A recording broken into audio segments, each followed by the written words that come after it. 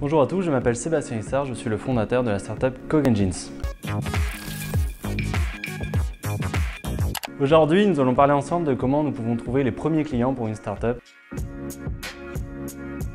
À CogEngines, nous développons un algorithme d'intelligence artificielle que nous mettons dans des robots industriels pour les rendre plus intelligents et plus interactifs. Nous sommes rapprochés des clusters comme le cluster Aquitaine Robotics par exemple pour la Nouvelle-Aquitaine pour la robotique, et nous avons pu participer à des événements pour pouvoir commencer à nous mettre en lien avec les différents acteurs de ce secteur industriel. Après avoir pris connaissance des personnes, comment elles cherchaient des solutions aujourd'hui, on a pu commencer à les approcher de manière commerciale en leur proposant directement notre produit, notre plaquette qui pour le coup correspondait à leurs besoins qu'on avait pu identifier d'avance. Effectivement, à CogEngines, on avait commencé par identifier une première cible qui était les studios de jeux vidéo. On voulait appliquer notre technologie d'apprentissage par renforcement avec une intelligence artificielle pour des studios de jeux vidéo.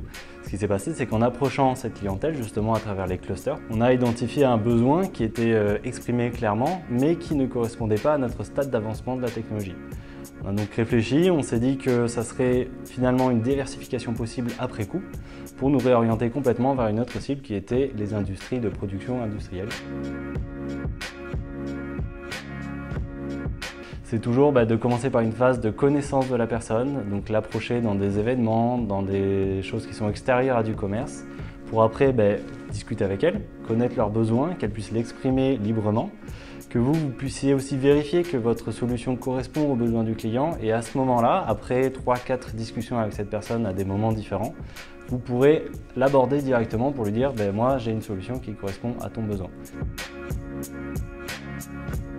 D'essayer de s'entourer tout le temps, tout le long du processus de développement de la startup, parce que fonder une startup c'est très long, c'est très difficile, il y a beaucoup d'étapes, il y a beaucoup de choses à faire sans arrêt. Première chose à faire, c'est au moins d'essayer de s'entourer avec des professionnels autour de nous, des personnes qui peuvent vous conseiller dans la finance, dans le recrutement, dans la gestion de votre entreprise tous les jours. Et si possible, si vous trouvez quelqu'un qui vous correspond, de trouver un associé. Mais avoir quelqu'un avec qui partager vos émotions, vos sentiments, vos difficultés, ça va vous aider au jour le jour.